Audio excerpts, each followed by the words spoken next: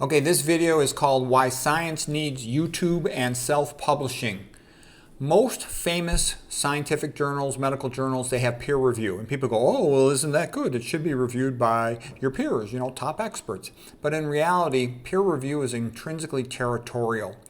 It is resistant to new ideas. The scientists and doctors on peer review committees, they've got some prestige in their field, and they don't want anything that's going to take away that prestige. They'll allow a paper that just answers a micro question in their field, but they don't want a change in the answer to the macro questions. That will displace their expertise. That will also force them to learn about a new field that they don't want to bother and take the time to do that. So they will block new ideas. If you look at the history of the best scientific discoveries of the last 100 years, it's pretty routine that they have been rejected from the initial journals that they were submitted to.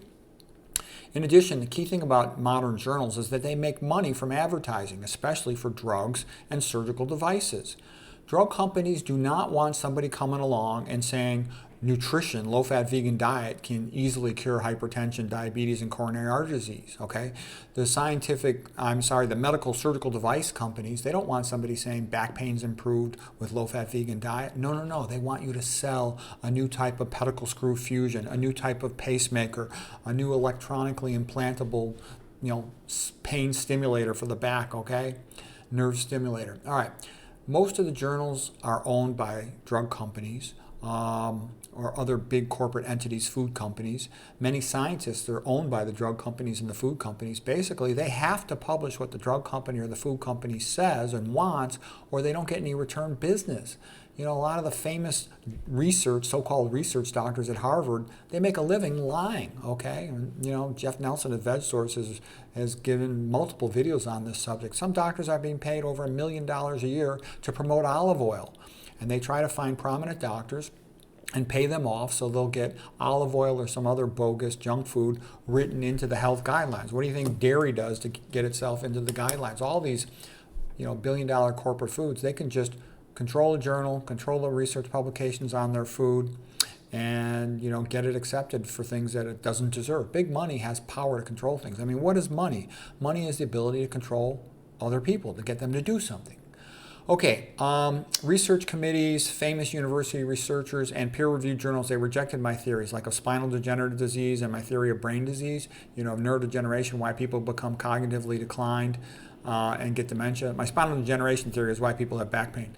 Okay, I figured out all this stuff, and I talked to tons of doctors, and I read tons of papers on it, and I've looked at, tens of thousands of brains and spines, so I knew exactly what I was talking about. And I haven't even bothered talking about my mitochondrial inhibitor theories because I knew I was right, but I was rejected from all the peer-reviewed journals. I was rejected from the research committees I went before. I was rejected by famous researchers. I would write to famous people like at Mayo Clinic and Harvard and say, will you help me get this published? I know I'm right. Take a look at my data and what I'm saying here. And they would not do it. They didn't want to. There's sort of the NIMBY, not in my backyard. They wanted no part of it. They refused to even write back to me. And I'm like, okay, well, screw you guys. I'm just going to write my own book. Okay, because I knew I was right. I mean, all the doctors see it. They go, "Oh, fuck, Pete, you're right, man." Okay, and I would speak to doctors in a bunch of different fields. I would speak to all the neurologists, the spine surgeons. I'd speak to the spinal cord doctors. I'd speak to the neuroradiologists. Tons and tons of people. And I had read extensively. I was real confident about it. So I just decided I'm going to write my own books about my own discoveries and ideas. I had published books before with publishers. And publishers, they kind of mean well, but they take forever to do anything. It typically takes them about a year or longer to publish a book. And they really don't contribute anything to the quality of the book. If anything, they diminish the quality of the book because they say stuff like, oh, you can't have painting in there. Oh, you can't have a joke. Some people will be offended by a religious painting. Some people will be offended by a joke. You can't have abbreviations because foreigners don't understand English well enough for abbreviations. That metaphor is too complicated for foreign readers. And you're kind of like, all the publishing company cares about is, can they sell the book to as many people as possible? Whereas me, when I write a book, I just want to make the book good. And I can write it very fast. And, the publishing company, they're good for catching spelling errors, okay? Because people tell me, well, there's spelling errors in your book. Don't you think it's unprofessional? I'm like, you know what? Kiss my ass. I don't have time to check everything. I work full time in conventional medicine, full time, long hours. You know, when you see me make a couple videos at night, I'll have come home 6 o'clock, take a shower, 7 o'clock. I'll crank out 4 videos between 7 and 8:30, and then I eat my dinner. Go to bed, rinse and repeat, do the same thing the next day. So I don't have a lot of time. And so that's why it's easier for me to just self-publish fast. Plus, I can make the book any way I want it. I've talked to plenty of doctors and medical students, and they say they love the fact that I put paintings in my books. They don't care if they're religious paintings, and I make jokes and metaphors and have a lot of fun. And they say they wish all books were written like this, but they also say to me, this will never be allowed in conventional medicine. They're not going to allow a book in conventional medicine that makes fun of drugs, that makes fun of conventional wisdom, that talks about religion, okay? That they're never going to allow that, ever, ever. And I go, okay, fine. Even though your books are the best health, medical, nutrition books ever written, they will never be allowed in conventional circles. Okay, fine. So anyways, when I wrote a book on Amazon, nobody knew the book existed. Amazon also shadow bans me. They're not going to promote my book to anybody. So I was told by some people, why don't you make a YouTube video about it? So I said, okay, fine, I'll make a YouTube video about it. And at first, no one even watched any of my YouTube videos. The most viewers I had 72 viewers on one topic where I talked about, the 1,000 brain theory, okay? But then, Chef AJ, I wrote her like a comment on one of her videos, asked her to interview me, and she said yes. She's the only well-known popular channel that's ever interviewed me. There's still a few smaller channels that are quite good, but they're not that famous that have been willing to interview me. But none of the really famous channels or the bro science channels would ever even respond to a comment or an email. Okay, well, a couple other things I noticed when I was looking at, doing a study of, for example, YouTube. What I saw was that almost all the big names were on the internet to make money, not so much to, teach a truth, okay? And they had sold out, to high fat, caffeine, chocolate, MSG, bogus supplements, coffee, tea, some type of BS, okay?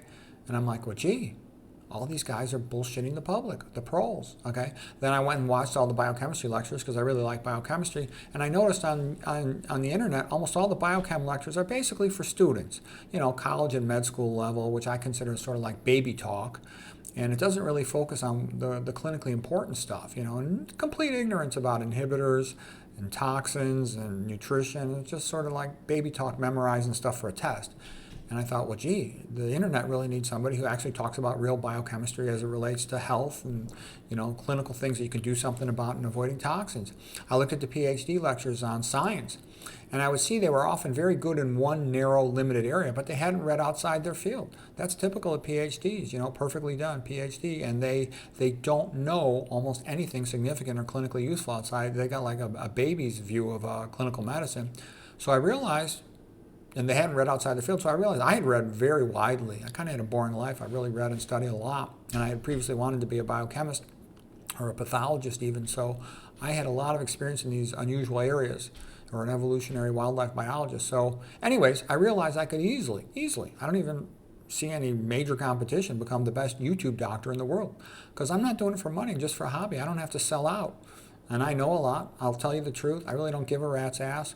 I'll always be shadow banned on YouTube and Amazon, but that's okay. I mean, it's a lot better than being killed by Big Pharma, so I'll have to settle for that. I'm okay with that.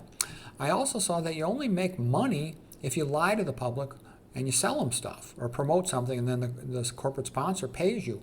You don't get money for telling the truth or for helping people. And that made me realize, I see it in medical healthcare every day.